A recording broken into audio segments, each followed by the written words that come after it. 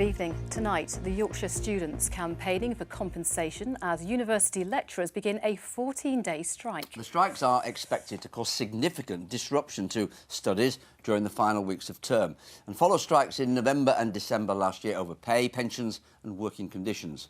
Lecturers at 7 Yorkshire universities are striking. Currently, student tuition fees are £9,250 per year, and students at Sheffield Hallam are petitioning for £863 reimbursement per affected student. Ian White reports. 4 students caught up in the latest strike by university lecturers.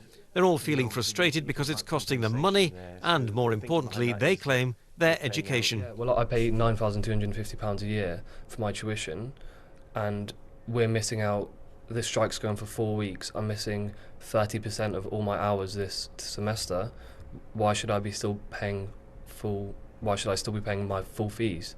I think if you're not getting a service which you're paying for, I think there should definitely be some compensation. Students and workers, unite and fight! Striking lecturers were chanting in the rain on the picket line outside the University of Sheffield, protesting about pay, pensions, workloads and gender inequality. They say they've simply had enough. Our employers keep claiming that they don't have enough money to hire enough staff and to pay us fairly and to give us safe and healthy retirement benefits.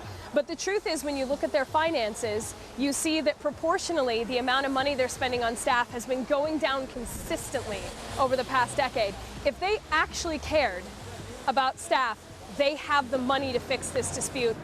Sheffield Hallam journalism student Tom Barton has been so worried about missing lectures, he set up a petition which already has over 14,000 signatures. I started the petition out of frustration for missing the 2 weeks of period from the strikes. You know, if you pay £9,000 a year and you get 2 weeks taken off you, you expect your money back for that.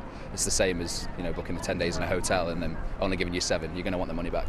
The university have sent an email out a couple of times saying that they're going to work hard to minimise disruption by trying to keep library services and help desk services open, but that's not really good enough. The tutors who we need to see, we need to access them to get their support and their feedback on work. With 34% of lecturers nationally on short-term contracts and 13% paid by the hour, it was a similar scene in Leeds.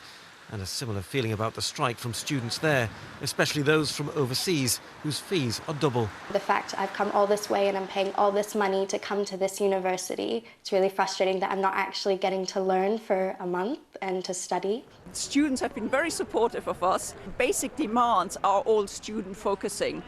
So what we want to do, we want to be better lecturers, to be able to teach and support our students. So they get it. Management doesn't. The universities say strikes are not the way forward and have promised to do all they can to minimise the impact of industrial action on students. Well, Ian is in Sheffield for us this evening. Ian, you've been speaking to a lot of students today.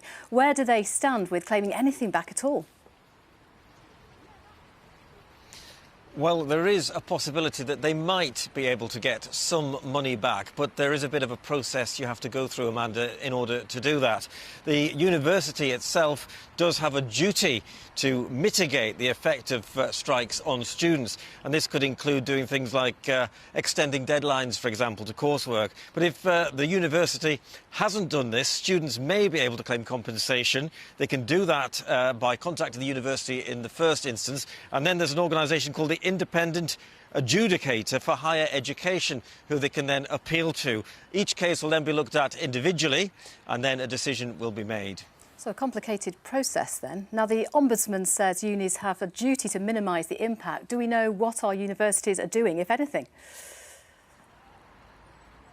Well, there are several things they could do. As I said there, for example, they could perhaps extend deadlines to coursework. They could use perhaps video-recorded lectures as well, and perhaps remove topics from exams. So those are the kind of things that the universities possibly could do to help students. Now, it's not the first time that the lecturers have been on strike. They must feel very strongly about their demands. They're not doing this lightly, are they? Well, they say that obviously they're out for a reason, particularly in this kind of weather when it's been windy, wet and very, very cold. And they have really had quite a solid strike, not just here, but across Yorkshire today. Not every university is affected, though, because many different organisations have different terms and conditions for the staff. But the problem, of course, is for the students themselves. The lecturers say they are actually also striking to help the students. But there is one student, a chap called Joseph Ford, a third-year philosophy student, who's already filed a legal claim against Sheffield University for around about £2,000 over the teaching time that he has lost to the strikes. We'll watch with interest. Thank you very much, Ian.